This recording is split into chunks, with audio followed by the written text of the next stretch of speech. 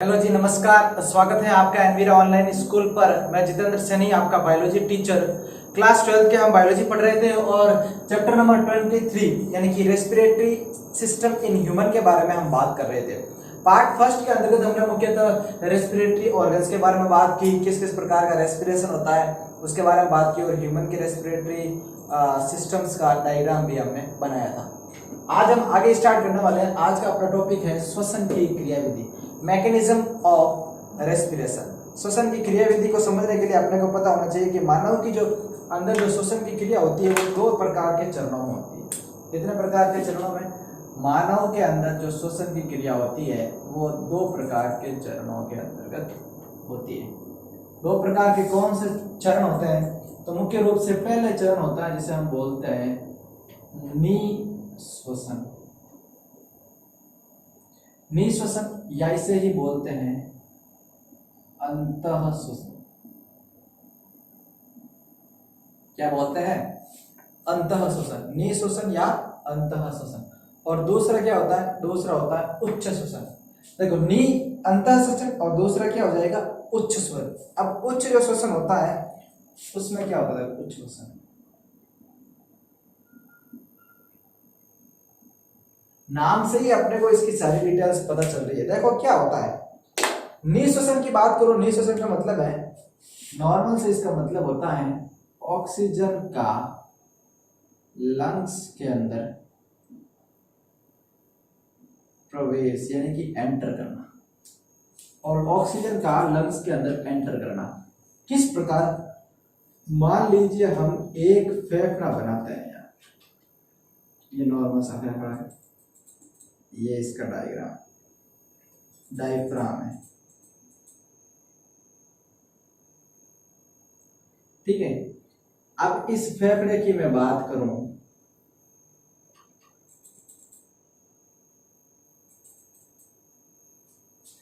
निःश्वसन में क्या होता है कि निःश्वसन में यह फेफड़ा उदर गुहा की तरफ गति करता है। क्या करता है? गति करता है। अब ये उदर गुहा की तरफ गति करेगा तो ये जो फेफड़े का आयतन है, ये आयतन बढ़ जाएगा। आयतन क्या हो जाएगा? बढ़ जाएगा। और जो श्वसन क्रिया द्वारा ऑक्सीजन आ रही है वो वायु कोशिकाओं में भर जाएगी। इस प्रक्रिया को हम कह सकते हैं निःश्वसन। अभी अपनी आरबीएससी क्या कहते हैं इसके बारे में भी बात करें, नॉर्मल से समझ लीजिए। और उच्च श्वसन क्या होता है? उच्च श्वसन होता है एक्सपेल आउट ऑफ CO2, मतलब कार्बन डाइऑक्साइड का बाहर त्यागना। कार्बन डाइऑक्साइड का बाहर त्यागना कैसे? फिर से एक लंग्स बना के देखते हैं। मान लीजिए लंग्स था जो ज्यादा ब्रॉड चौड़ा हुआ, जिसमें ऑक्सीजन इसके अंदर फिल करी हुई थी।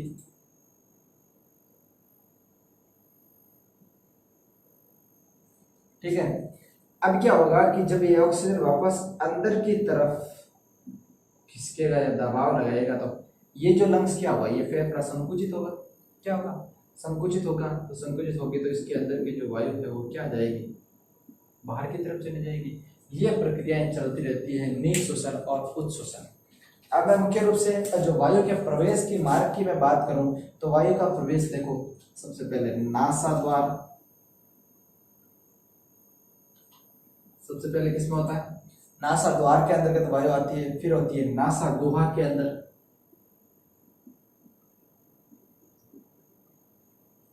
नासा गुहा के अंदर। तीसरे मुख्य रूप से बात करेंगे नासा गुहा से तो आंतरिक नासा छिद्रों के अंदर।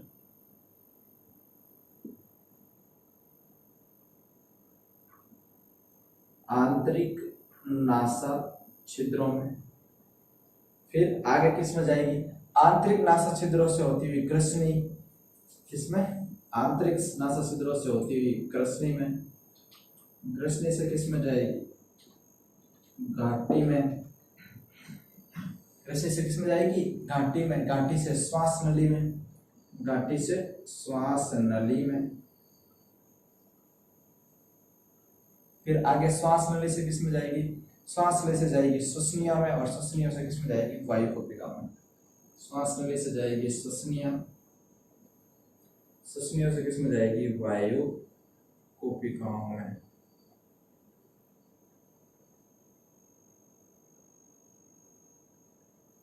वायु कोशिकाओं में, और वायु कोशिकाओं से आगे जाएगी वायु कोशिका वाहिनी में और वायु कोशिका कोश के अंदर।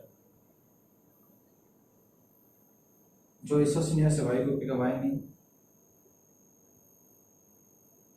फिर कोश।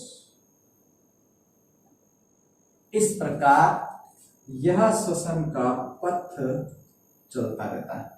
इसे हम कह सकते हैं कि यह जो है यह पूर्ण रूप से क्या कहलाता है, श्वसन का पथ कहलाता है। क्या कहलाता है, श्वसन का पथ कहलाता है। अब अनेक प्रकार के जो पेशियों का संकुचन विकुंचन की प्रक्रिया चलती है उसको हम देखते हैं कि आरबीएस इसके बारे में अपने को क्या कहती है। तो चलिए निःश्वसन तथा अंतःश्वसन यानी कि इंस्पिरेशन की बात करते हैं, यानी कि वायु यानी कि ऑक्सीजन का शरीर के अंदर प्रवेश करना निःश्वसन कहलाता है। ये हमने बात की थी। इसे इनहेलेशन भी कहते हैं। इनहेलेशन क्यों कहते हैं, आंतरिक भाग के अंदर वायु का प्रवेश होता है। जो निःश्वसन की जो मुख्य प्रक्रिया होती है, निःश्वसन की प्रक्रिया अवस्था में अंदर जो तनुपट होता है, डायफ्राम होता है, वो बाह्य अंतरपरशु पेशियां जो भी पसलियां होती है उनके अंदर संकुचन प्रारंभ होता है। संकुचन प्रारंभ हमने बात की, संकुचन प्रारंभ होता है, ब्रॉड हो जाएंगे, चौड़ा हो जाएंगे, संकुचन प्रारंभ हो जाता है। और जो डायफ्राम होता है वो संकुचित होकर बहुत ज्यादा मात्रा में चपटा हो जाता है। क्या हो जाता है, चपटा हो जाता है। गुहा का आयतन बढ़ जाता है, और गुहा का जब आयतन बढ़ेगा तो क्या होगा कि लंग्स को ज्यादा जगह मिल जाएगी, आयतन जगह ज्यादा मिल जाएगा, और जिससे बक्स गुहा का आयतन बढ़ेगा, जिसके साथ अंतरपरशु पेशियां भी क्या हो जाती है, संकुचित हो जाती है, जिससे पसलियां बाहर व ऊपर की ओर खिंच जाती है। दोनों क्रियाओं के फलस्वरूप क्या होता है कि गुहा का आयतन तो बढ़ता है, जिसके कारण क्या होता है कि गुहा और फेफड़ों के मध्य वायुमंडल से आने वाला जो दबाव होता है वो कम हो जाता है। कम हो जाने पर क्या होता है, वायु दाब में जो अंतर के कारण वायुमंडल से वायु श्वसन मार्ग से होते हुए फेफड़ों के अंदर प्रवेश कर जाती है। कोशिकाओं में तेजी से तब तक बढ़ती रहती है जब तक कि कोशिकाओं का दाब वायुमंडल के दाब से बराबर नहीं हो जाए। तो इसका मार्ग की बात कर ली थी। फिर दूसरा देखो उच्छ्वसन या उच्छ्वासन कहता है। उच्छ्वसन यानी कि फेफड़ों का CO2 का शरीर से बाहर निकालना उच्छ्वसन कहलाता है। ठीक है, इसे एक्सलेशन भी कहता है, क्योंकि विश्राम अवस्था या निष्क्रिय अवस्था होती है। ये एक विश्राम या निष्क्रिय अवस्था है, क्योंकि इस अवस्था के पश्चात क्या होता है, इस अवस्था के पश्चात जो मुख्य रूप से जो लंग्स होते हैं, उन लंग्स के डायफ्राम क्या होता है, वापस संकुचित होना जो हो रहा होता है वो वापस क्या हो जाता है, अपनी प्रारंभिक स्थिति में आ जाता है। अब जब ये लंग्स का डायफ्राम प्रारंभिक स्थिति में आएगा तो इसका आयतन कम हो जाएगा। आयतन कम होगा तो लंग्स के अंदर संकुचन क्षमता बढ़ेगी तो क्या होगा कि इसका भार या दाब बढ़ेगा। किस प्रकार से, हमें पता है कि जो पसलियां स्वयं के भार के कारण जो नीचे आ रही होती है, वही पसलियां बाद में क्या होती है कि आयतन कम होने के कारण वायुमंडलीय दाब से इनका क्या होता है, इनका दाब क्या होता है, ज्यादा हो जाता है, जिसकी वजह से फेफड़ियां वापस क्या हो जाता है, संकुचित हो जाता है, मुख्य रूप से संपीड़ित हो जाता है, और उसमें अंदर वायु दाब बढ़ जाता है, और वायु कोशिकाओं से श्वसन मार्ग से होते हुए जो CO2 होती है वो बाहर वायुमंडल के अंदर चली जाती है। लेकिन व्यायाम और शारीरिक श्रम जब हम करते हैं, यानी कि एक्सरसाइज करते हैं या हार्ड वर्क करते हैं, तो उसके पश्चात जो उच्चवन की जो सक्रिय अवस्था होती है वो क्या होती है, ज्यादा हो जाती है। किस प्रकार के, आंतरिक अंतरापरशुक जो पेशियां अपने अंदर मसल्स पाई जाती है, इंटरनल इंटरकोस्टल मसल्स, वो तेजी से अगर संकुचित हो रही होती है तथा पसलियों को नीचे की ओर खींचती है। अब पसलियों को नीचे की ओर खींचती है तो वक्षीय आयतन कम होगा, और उदरीय जो पेशियां पाई जाएगी, यानी कि जो उदर गुहा के अंदर पाई जाने वाली मुख्य रूप से पेशियां है, वो भी तेजी से संकुचित होती है। तेजी से संकुचन का मतलब क्या है कि उनके अंदर क्या होता है कि आयतन के अंदर क्या होता है, धीरे धीरे धीरे धीरे बढ़ी और बढ़ोतरी कमी होती रहती है, जिससे क्या होता है कि दाबों में अधिकता और कमता की वजह से मुख्य रूप से जो भी लंग्स होते हैं वो वक्ष गुहा के ऊपर की ओर अधिक सक्रिय रूप से गति करते हैं, और जो संपीड़ित होने वाली श्वसन होती है CO2 वो बाहर निकल जाती है। और मानव के अंदर जो विश्राम यानी कि नॉर्मल स्टेज के अंदर हम बात करें तो श्वसन दर होती है वो 16 से 20 श्वसन प्रति मिनट, यानी कि 16 से 20 बार हम श्वसन करते हैं 1 मिनट के अंदर, नॉर्मल स्टेज के अंदर। तो ये हमने क्या पढ़ा है, ये हमने अभी पढ़ी है श्वसन की मैकेनिज्म, यानी कि मैकेनिज्म ऑफ रेस्पिरेशन, श्वसन की क्रियाविधि। इसके बाद अपना है श्वसन संबंधी आयतन, कुछ परिभाषाएं, कुछ नोट्स, कुछ आयतन दिए गए उनको पढ़ना है, और वो छोटे छोटे टॉपिक है जो अपने एग्जाम के अंदर आते हैं। अपना जो अगला टॉपिक है वो है श्वसन संबंधी आयतन, यानी कि कुछ ऐसे वॉल्यूम्स देखेंगे जो श्वसन से रिलेटेड इंपॉर्टेंट होते हैं। जैसे सबसे पहले बात करेंगे हम मुख्य रूप से ज्वारीय आयतन। कौन सा? सबसे पहला हम बात करेंगे ज्वारीय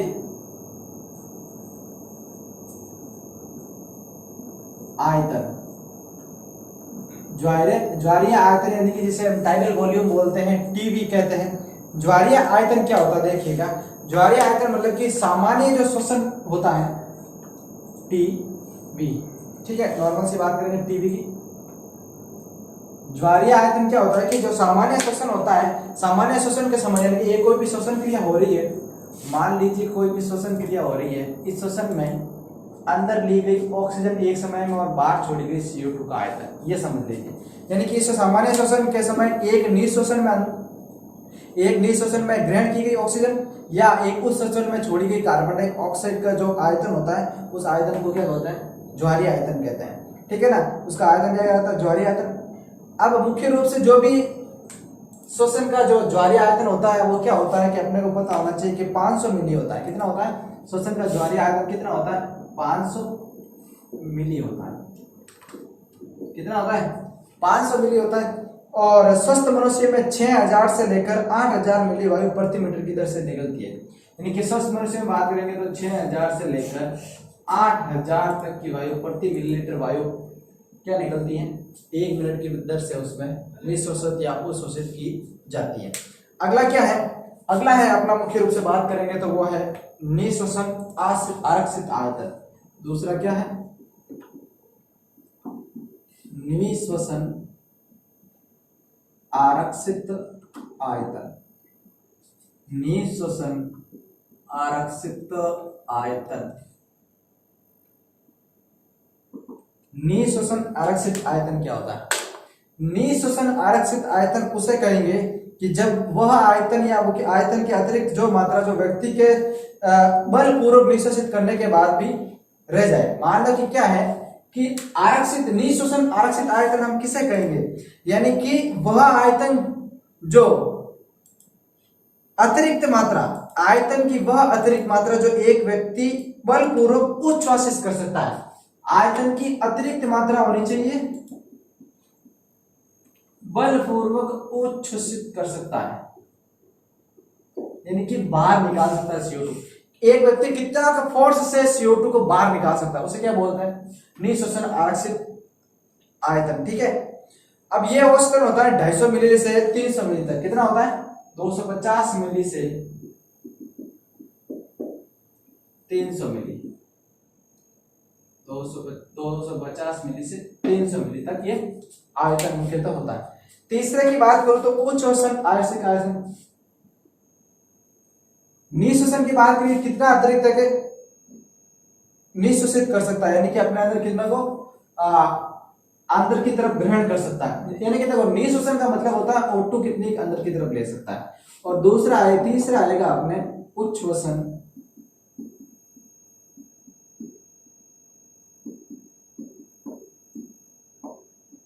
आरक्षित आयतन। उच्छ्वसन आरक्षित आयतन।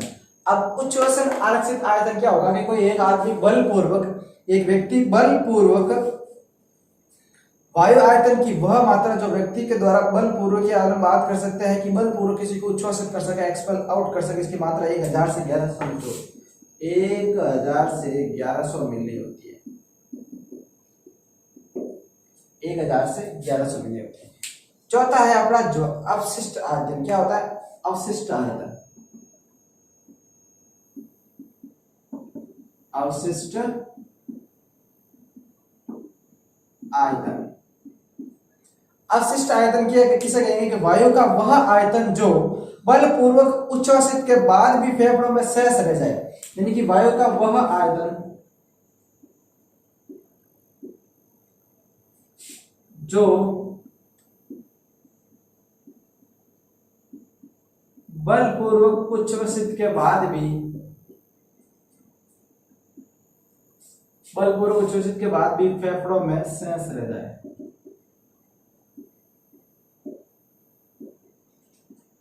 फेफड़ों में शेष रह जाए। बल पूर्वक उच्छ्वसित के बाद भी फेफड़ों के अंदर क्या रह जाए, शेष रह जाए। ये औसतन 1100 से, मुख्य रूप से मैं बात करूँ तो 1100 से अधिक मात्रा में भी पाया जाता है और 1100 से अधिक मात्रा मिली में भी ये होता है। 1100 से 1200, 1100 1300 के बीच में इसका एवरेज होता है। अलग अलग प्रकार के हम बात करेंगे अलग अलग आयतनों की, तो मुख्य रूप से अपने को पता होना चाहिए कि जो भी आयतन अपने होते हैं, अपने कैसे श्वसन के रूप में, श्वसन क्रिया में काम आने वाले, वो मुख्य आयतन अपने को एग्जाम की दृष्टि से ध्यान रखना। जैसे कि हमने अभी पढ़ा है उगारी आयतन, निःश्वसन आरक्षित आयतन, उच्छ्वसन आरक्षित आयतन, अपशिष्ट आयतन। उसी प्रकार ये सारी जो श्वसन संबंधी क्या थे, मुख्य आयतन थे, इनको अपने को कंप्लीटली पढ़ना और ध्यान रखना। आगे का अपना है श्वसन संबंधी क्षमताएं। श्वसन संबंधी क्षमताएं क्या क्या पाई जाती है अपने शरीर के अंदर, रेस्पिरेटरी सिस्टम में, उसके बारे में अपने को पढ़ना है। श्वसन संबंधी क्षमताएं जैसे कितनी की अपने अंदर सब कैपेसिटी होती है, कौन सी किस में होती है, किस प्रकार इसकी ज्ञात करने की दर होती है, श्वसन संबंधी क्षमताओं के बारे में अपने को जानना है। तो अपना टॉपिक है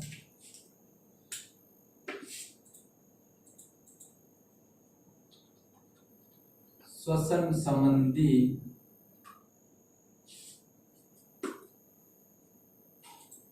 क्षमताएं। श्वसन संबंधी क्षमताएं। अब श्वसन संबंधी क्षमता पहली है निःश्वसन क्षमता। कौन सी है?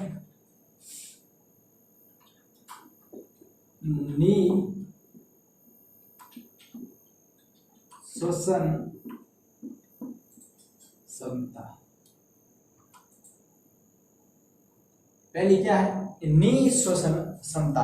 अब निःश्वसन क्षमता यानी कि इंस्पिरेटरी कैपेसिटी क्या होती है, आईसी जिसे हम बोलते हैं। निःश्वसन क्षमता किस प्रकार होती है कि वायु की वह अधिकतम मात्रा जो एक निःश्वसन में ग्रहण की जा सकती है, वायु की वह अधिकतम मात्रा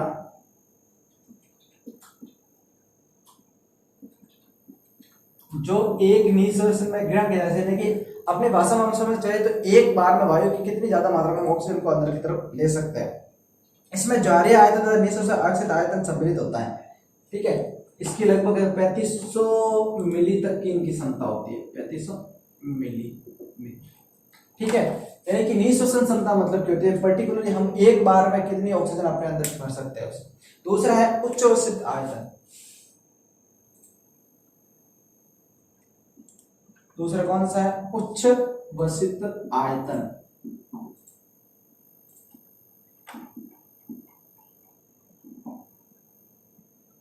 उच्छ्वसित आयतन। अब उच्छ्वसित आयतन क्या होगा कि वायु की अधिकतम वह मात्रा जो एक उच्छ्वसन में बाहर निकलती हो, यानी कि अधिकतम मात्रा बाहर,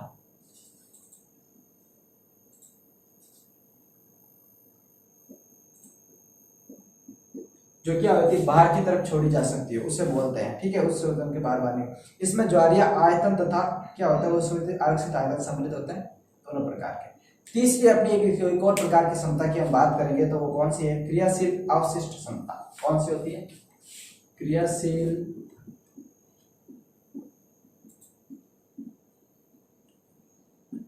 अवशिष्ट क्षमता। क्रियाशील अवशिष्ट क्षमता।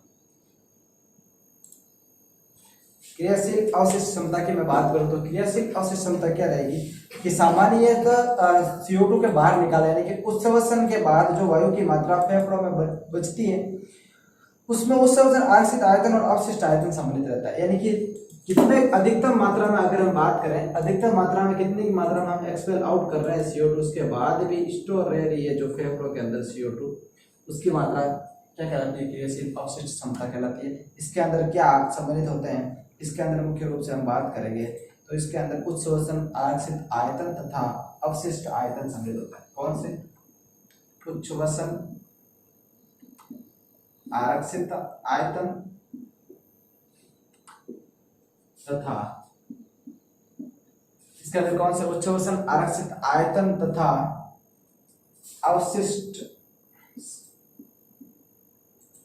उच्छ्वसन आरक्षित आयतन तथा मुख्य रूप से हम बात करें तो अवशिष्ट आयतन सम्मिलित। अवशिष्ट आयतन क्या होता है? सम्मिलित होता है। चौथी अपनी है जैव क्षमता। क्या होती है? जैव क्षमता।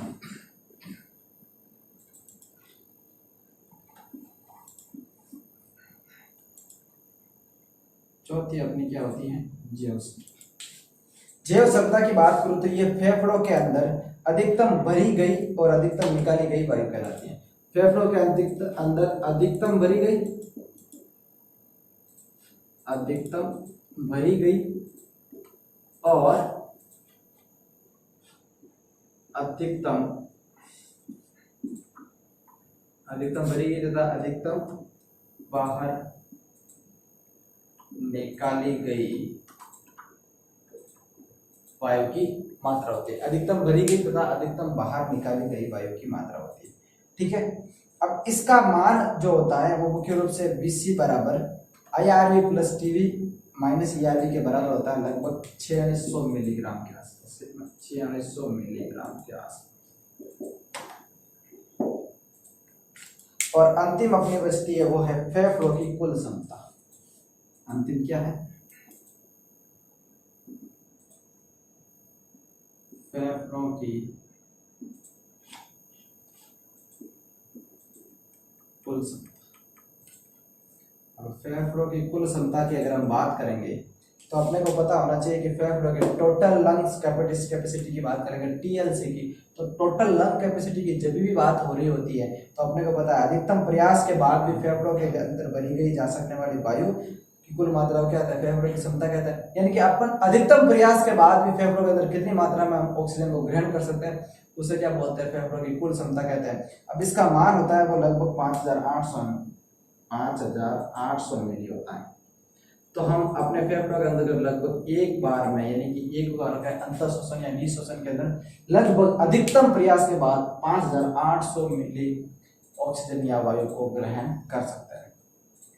अब अपना जो ये जो कंसेप्ट बेस्ड टॉपिक था ये यहाँ पर कंप्लीट होता है। आगे एक चीज दी गई देखो, आर्टिफिशियल रेस्पिरेशन यानी कि कृत्रिम श्वसन क्या होता है? इसको हम ओरली सुनते हैं, आपने को पता है कि कृत्रिम श्वसन दिया जाता है कि जब किसी व्यक्ति का किसी दुर्घटना में जैसे डूबना है, कार्बन मोनोऑक्साइड या अन्य गैसीय अविषालुता हो जाना या विद्युत प्रकार या अन्य परिस्थितियों में श्वसन क्रिया जब रुक जाती है तो हृदय स्पंदन जारी रहता है, तो कृत्रिम श्वसन देकर मानव को जीवन दान दिया है। यानी कि उसके अंदर हार्ट बीट कंटिन्यू चलती रहती है लेकिन श्वसन क्रिया रुक जाती है तो हम कृत्रिम श्वसन देकर उसको जीवित रख सकते हैं। उसमें क्या कहा जाता है कि सामान्यतः कृत्रिम श्वसन के अंदर श्वसन केंद्रों को सक्रिय कर श्वसन पूरक प्रदान करने की प्रक्रिया होती है।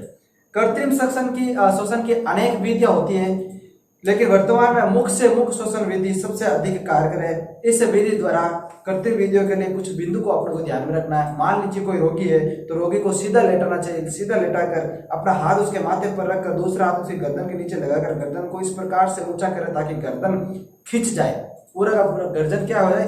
खिंच जाए, जहाँ तथा जीवा गले से पिछले भाग से अलग हो जाए। इसमें बंद श्वसन मार्ग क्या हो जाता है? रुक जाता है। या फिर माथे पर रखे हाथ से रोगी की नाक बंद करते हुए कृत्रिम श्वसन देने वाला व्यक्ति अपने मुख से रोगी को इस प्रकार रखे कि वायु अवकाश नहीं रहे, यानी कि वायु अवकाश नहीं रहे, यानी वायुरोधी स्थिति बिल्कुल भी नहीं बने। मुख से मुख को श्वसन देना चाहिए, गर्दन के नीचे हाथ हिता स्थिति में रहना चाहिए ताकि गर्दन खींची रहे, ये भी हो सकता है। फिर अगर रोगी के मुख पर 1 मिनट में लगभग 12 बार ज्वारीय आयतन से दोगुनी हवा भरें, ज्वारीय आयतन से 12 बार हवा भरें। रोगी के मुख व नाक को खुला छोड़ते हुए रोगी के उच्च श्वसन की जांच करें, उसमें देखें कि श्वास वगैरह बाहर आ रही नहीं आ रही। इस प्रकार हम कृत्रिम श्वसन द्वारा रोगी को पुनर्जीवन मिल सकता है, उसे जीवन दान दे सकते हैं। आजकल कृत्रिम श्वसन के लिए कई प्रकार के यांत्रिक उपकरण भी उपलब्ध हो चुके हैं। इसके बाद अपना इस चैप्टर का लास्ट टॉपिक रहेगा, वो भी हम कंप्लीट करते हैं, श्वसन संबंधी रोग यानी कि रेस्पिरेटरी डिसऑर्डर्स के बारे में बात करेंगे। अपना इस चैप्टर का लास्ट टॉपिक बचा है वो है श्वसन संबंधी रोग। श्वसन संबंधी रोग यानी कि रेस्पिरेटरी डिसऑर्डर्स की हम बात करेंगे। रेस्पिरेटरी डिसऑर्डर्स क्या होता है? तो सबसे पहला हम रोग के बारे में देखेंगे वो है अस्थमा या दमा। अस्थमा या जिसे हम कहते हैं दमा। अस्थमा या दमा क्या होता है? आप सभी को पता है कि यह रोग परागकणों द्वारा हो सकता है। यह धूल के कण, बाह्य खाद्य पदार्थों, रेत, धुआं, ठंड या धूम्रपान आदि से होने वाला यह रोग होता है। इस रोग में खांसी, श्वसन, श्वास लेने में तकलीफ, हृदय में तकलीफ, फेफड़ों में दर्द होना, इस प्रकार की घटनाएं दिखती है। इसमें क्या होता है कि अस्थमा का दौरा पड़ने पर उच्छ्वसन के समय सीटी बजने जैसी आवाज आती है। उच्छ्वसन मतलब कि सांस को बाहर निकालते हैं जब सीटी बजने जैसी आवाज निकलती है। इस रोग के अंदर क्या होती है कि जो श्वसनियां होती हैं, श्वसनियों में अधिक श्लेष्मा बन जाता है। श्लेष्मा हमने बात की थी, जो अपशिष्ट पदार्थ उनके अंदर श्वसनी के अंदर रोग के श्लेष्मा बना के उसको सीधा आमाशय के अंदर हाइड्रोक्लोरिक एसिड के पास दे दिया जाता है। तो श्लेष्मा ज्यादा मात्रा में बन जाता है और उसकी वजह से क्या होता है, उसके अंदर सूजन आ जाती है, सांस लेने में कठिनाई पैदा होती है। इसका सर्वोत्तम उपाय एलर्जी के कारकों से दूर रहना, यानी कि जिससे भी आपको एलर्जी हो रही है उस चीजों से आप दूर रहें। ठीक है। इस रोग के उपचार हेतु क्या किया जाता है, आप सभी को पता है कि ब्राकोडाइलेटर या एंटीबायोटिक दवा का सेवन करना चाहिए। ब्राकोडाइलेटर, ब्राकोडाइलेटर या हम बात करेंगे एंटीबायोटिक, प्रतिजैविक जिसे बोलते हैं, एंटीजैविक का सेवन करना चाहिए। दूसरा कौन सा रोग है, दूसरा है अपने श्वसनी शोथ प्रकार का रोग होता है। कौन सा होता है, श्वसनी शोथ प्रकार का, श्वसनी शोथ प्रकार का एक रोग होता है। इसमें क्या होता है कि श्वसनी की अतिरिक्त सतह पर सूजन आ जाने की वजह से, यानी कि श्वसनियों की क्या होगी, अतिरिक्त सतह पर सूजन आ जाती है। अब श्वसनी की अतिरिक्त सतह पर सूजन आ जाती है तो उसकी वजह से क्या होता है कि लगातार खांसी होना, अत्यधिक श्लेष्मा का हरा पीला आना, श्वास लेने में बार बार कठिनाई होना, अधिक मात्रा में दर्द का महसूस करना, ये सब इसके कारण होते हैं। और सिगरेट के धुएं में उपस्थित जो रसायन होते हैं उन रसायनों की वजह से अधिक मात्रा में श्लेष्मा बढ़ता है। इसका उपचार एक ही है कि आप धूम्रपान से दूर रहें, धूम्रपान से दूर रहें। धूम्रपान वगैरह की जो चीजें होती है उनसे आपको क्या रहना चाहिए, दूर रहना चाहिए मुख्य प्रकार से। और तीसरा अपना रोग है वो है वात स्फीति। कौन सा रोग है, वात स्फीति।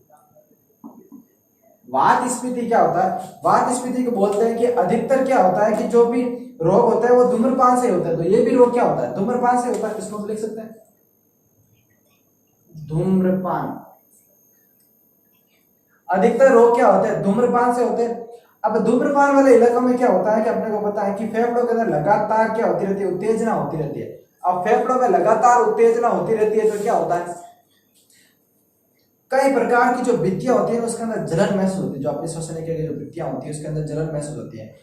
फेफड़ों में वायु के स्थान फैलकर बड़े हो जाते हैं, वायु स्थान इसके अंदर फैलकर बड़े हो जाते हैं, वायु स्थान फैलकर बड़े हो जाते हैं, वायु स्थान फैलकर बड़े हो जाते हैं। और श्वसन सतह का क्षेत्रफल घट जाता है, श्वसन सतह का क्षेत्रफल घट जाता है। संयोजकत्व की मात्रा बढ़ जाने से संयोजकों की अप्रत्यक्ष श्वसन सतह का क्षेत्रफल कम हो जाता है, क्षेत्रफल कम हो जाता है और धूम्रपान वगैरह से दूर रहना चाहिए। चलिए आरबीएससी इसके बारे में क्या कहते हैं वो देखते हैं कि इसके अंदर उच्छ्वसन के बाद भी फेफड़ों में काफी मात्रा में क्या हवा रह जाती है। श्वसन क्रिया बाहर छोड़ने पर भी हवा ज्यादा मात्रा में फेफड़ों में रह जाती है और सूजन, अत्यधिक कफ, हम बात करते हैं नॉर्मल से भी कफ जमा होता है जिसमें क्या होता है कि अवरोध पैदा होता है श्वसन के अंदर, तो सूजन हो जाता है, अत्यधिक मात्रा में कफ का आना, सतह क्षेत्रफल का कम हो जाना, वायु स्थान फैलकर बड़े हो जाना, इस प्रकार की चीजें हो जाती है। श्वसनिकाएं संकरी हो जाती है।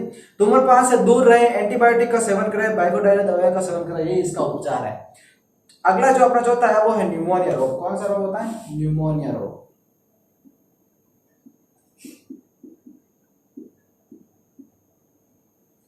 न्यूमोनिया आपको पता है स्ट्रेप्टोकोकस न्यूमोनिया जो जीवन होता है उसकी वजह से ये फैलता है। स्ट्रेप्टोकोकस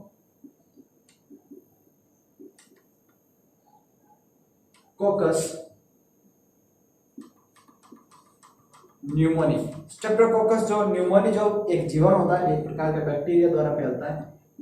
स्ट्रेप्टोकोकस न्यूमोनिया जीवाणु द्वारा ये रोग फैलता है। अब ये फेफड़ों में संक्रमण का रोग पैदा करता है, फेफड़ों के अंदर संक्रमण ज्यादा मात्रा में पैदा करता है और संक्रमण से कुपिकाएं मुक्त हो जाती है। कुपिकाएं जब मृत हो जाती है और मृत कोशिकाएं जब मृत होना आरंभ हो जाएगी तो वो एक तरल पदार्थ से भर जाती है। अब अपने फेफड़ों की कुपिकाएं अगर तरल पदार्थ से भर जाएगी तो जो ये रोग है ये बच्चों और बूढ़ों यानी कि मर्दों के अंदर ज्यादा मात्रा में आता है। उपचार के लिए एंटीबायोटिक, ब्राइकाइडल वगैरह का अपने को सेवन करना चाहिए। पांचवा है फेफड़ों का कैंसर होना। कौन सा रोग है,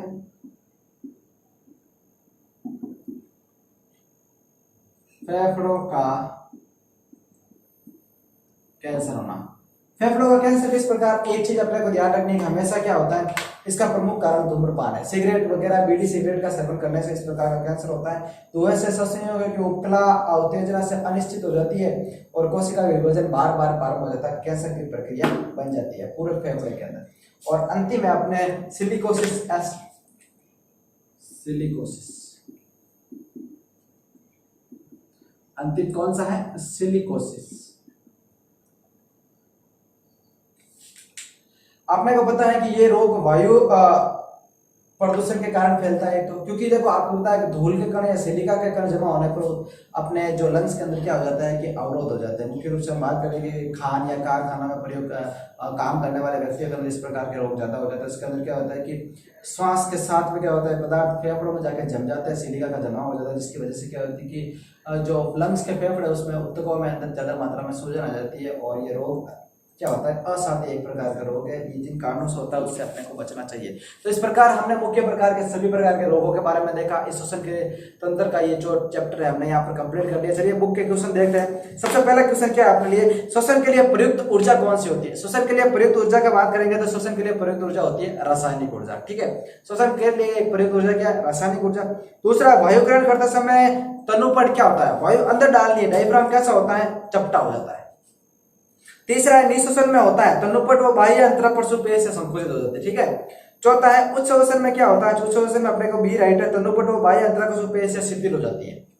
पांच, विश्राम अवस्था में वयस्क की श्वसन दर होती है 16 से 20 प्रति मिनट श्वसन दर विश्राम अवस्था में। सामान्य मनुष्य में विश्राम अवस्था में ज्वारीय आयतन 0.5 लीटर मतलब कि 500 मिलीलीटर के आसपास। फेफड़ों में श्वास नली की शाखा का अंतिम भाग होता है वायुकोपिका, ये अपने को पढ़ा था। आठवां क्वेश्चन है उच्च श्वसन के समय सीटी की आवाज कौन से रोग को दिखाती है? अस्थमा के अंदर सीटी की आवाज बनती है, अभी हमने पढ़ा है।